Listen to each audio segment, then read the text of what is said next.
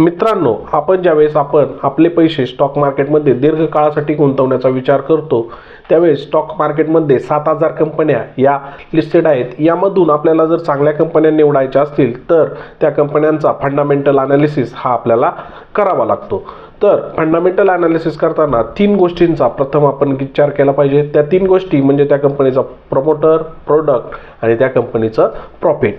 Promoter म्हणजे जी व्यक्ती ती कंपनी चालवते. उदाहरणार्थ रिलायन्सचे प्रमोटर हे मुकेश अंबानी आहेत.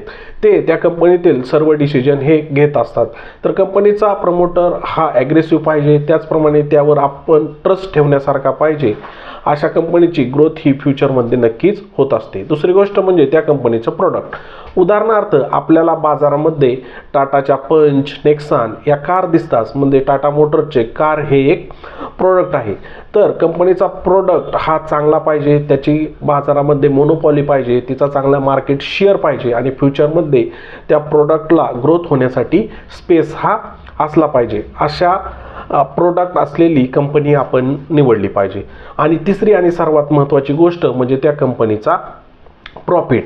1 वर्षामध्ये ती कंपनी जेवढ्या रुपयाचा माल विकते त्यामधून त्या कंपनीचा खर्च वजा केल्या जे पैसे शिल्लक राहतात तो त्या कंपनीचा प्रॉफिट असतो.